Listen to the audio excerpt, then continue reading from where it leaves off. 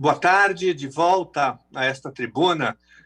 Eu gostaria aqui de repudiar veementemente o veto do presidente Bolsonaro ao auxílio emergencial. Foi aprovado um novo projeto na Câmara dos Deputados, no Congresso Nacional, incluindo mais categorias profissionais, mais segmentos sociais que estão praticamente abandonados no meio dessa pandemia, pessoas que estão sem renda, sem trabalho, que não têm condições de sobrevivência. E pasmem, vossas excelências, o presidente, que agora, com essa saída do ministro Nelson Taixe, demonstrou que não tem nenhum compromisso com o Brasil. O Brasil virou o centro, hoje, de debate do mundo sobre essa questão do coronavírus. As pessoas estão morrendo no Brasil, mais de 14 mil pessoas já morreram, aqui no estado de São Paulo, 4 mil pessoas, e o governo não investe nem na saúde pública e muito menos na proteção social. Só foi aprovado esse projeto de socorro, de auxílio emergencial de R$ 600, porque nós da oposição pressionamos. O governo inicialmente não queria dar nada para o povo brasileiro. Aí, com muita pressão, o Paulo Guedes apresentou um valor ínfimo de R$ 200. Aí nós fizemos pressão, muita luta, e nós conseguimos aprovar R$ 600. Enquanto isso, o presidente Bolsonaro, com o Paulo Guedes, estava socorrendo os bancos com mais de R$ 1 trilhão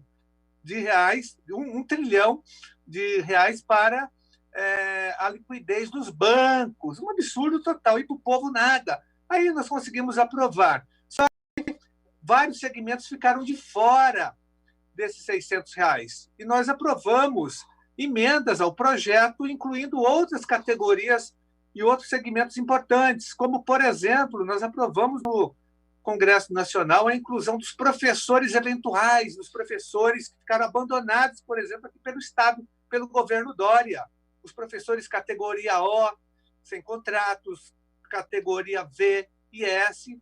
Esses professores, nós conseguimos colocá-los no projeto, a emenda foi aprovada, mas o Bolsonaro vetou.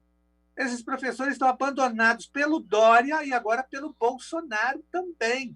E outros professores do Brasil na mesma situação. Estou falando aqui de São Paulo. Mas não é só isso. Os trabalhadores da cultura também foram vetados pelo Bolsonaro nesse projeto. Ele vetou o acesso dos trabalhadores da cultura. Isso é uma cadeia produtiva de cultura. Todos eles ficaram na mão. Nem o Estado está socorrendo, nem o governo federal. É lógico, a gente sabe que o Bolsonaro é inimigo número 1 da educação, dos professores, dos artistas, da cultura, né? E outros setores importantes. As babás que cuidam de crianças ficaram fora. Elas estão desempregadas, logicamente, porque as famílias não querem as babás em suas casas agora, nesse momento, elas não podem trabalhar, e elas ficaram de fora do socorro, dessa renda emergencial, do auxílio emergencial que nós aprovamos no Congresso Nacional com muita luta, com muito trabalho. Os pescadores artesanais, pasmem, vossas excelências, os pescadores foram abandonados pelo governo Bolsonaro e vetou o acesso dos pescadores artesanais no projeto, e várias outras categorias profissionais, os transportadores escolares, que eu estou brigando aqui para que eles tenham uma renda.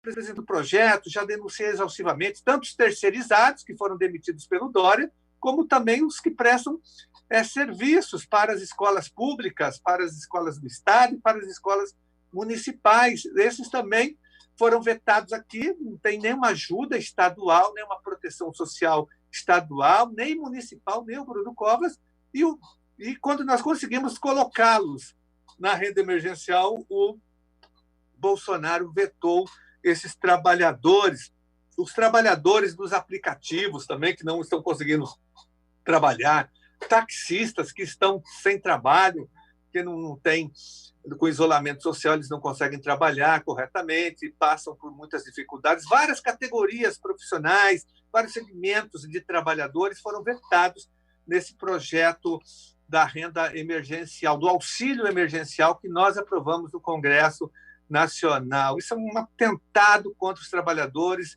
Isso demonstra claramente que o Bolsonaro tem o único objetivo: defender o lucro, defender os negócios dos grandes empresários, dos bancos, dos rentistas, dos especuladores da dívida pública brasileira. É isso que ele está fazendo. Não foi à toa que ele fez aquela marcha, a marcha da insensatez, ao Supremo Tribunal Federal, para pressionar o Supremo, a pressionar os governadores e os prefeitos a retomarem a economia, abrirem o comércio, enfim, ou seja, para consolidar a política genocida, assassina e delinquente do governo Bolsonaro, de criar no Brasil um holocausto, né, levando milhões de pessoas à morte. É disso que se trata essa orientação do Bolsonaro. O mundo todo está fazendo isolamento social com proteção social. Aqui no Brasil, o presidente sabota o isolamento social, não dá ajuda nenhuma para a proteção social, tanto é que ele vetou os mais pobres, os mais necessitados. É um governo contra os pobres, contra os trabalhadores. Esse governo é isso, né? E também não investe na saúde. Ele demitiu o Nelson Teich agora, no meio da pandemia, eu falei há pouco, é como se você estivesse numa cirurgia, você vai fazer uma operação, e de repente os médicos começam a brigar, o diretor vem, tira a equipe, coloca uma equipe, depois tira de novo, você fica assistindo a briga e morrendo, e muda o diagnóstico, o medicamento a todo momento, e você praticamente morre. Então o Brasil é esse paciente, né? Em estado grave, precisa de uma cirurgia, mas a cirurgia não será feita porque é uma briga a outros interesses em curso, e o paciente fica assistindo e esperando a morte chegar. Essa é a situação do Brasil. E isso é crime, isso é delinquência política, por isso que eu fiz um apelo para que as instituições brasileiras tomem agora uma atitude drástica pelo impedimento imediato do Bolsonaro. Fora Bolsonaro, é a única possibilidade de tirar o Brasil desse abismo sem fim, desse poço sem fundo. Todo dia tem uma tensão, todo dia tem uma crise no Brasil, as pessoas estão morrendo, são milhares de pessoas mortas no Brasil, no estado de São Paulo, mais de 4.000, sem contar aí a subnotificação. É desesperador o que acontece no Brasil. É hora de uma grande frente ampla com as instituições, partidos políticos, de todas as tendências partidárias e políticas ideológicas do Brasil contra o protofascismo, contra o proto-nazismo que está sendo implantado hoje no Brasil. É o holocausto. Não é possível que as pessoas não tenham percebido isso ainda. Um presidente que está na contramão do que o mundo está fazendo. O mundo inteiro, até os países mais pobres, estão investindo no isolamento social. Agora o presidente virou médico, querendo implantar, prescrever remédio para a população. Não tem prova nenhuma, é o médico que vai prescrever.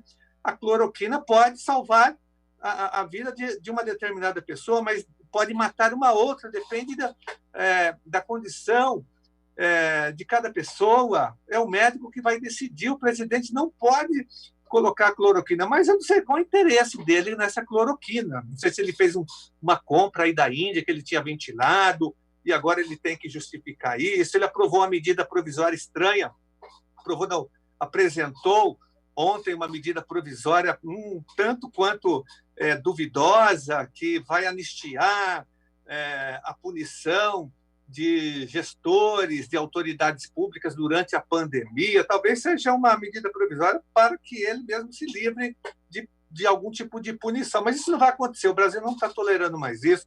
O fato é que o presidente vetou no auxílio emergencial, os professores eventuais, que nós estamos lutando aqui para que eles tenham amparo financeiro, salarial, os professores categoria O sem contrato e sem aula, os trabalhadores da cultura, os transportadores escolares, foram todos vetados pelo Bolsonaro agora no auxílio emergencial. A nossa luta agora é pela derrubada imediata do veto. Vamos pressionar o Congresso para derrubar o veto e os trabalhadores terem um mínimo de ajuda para sobreviver e atravessar a pandemia e o isolamento com dignidade.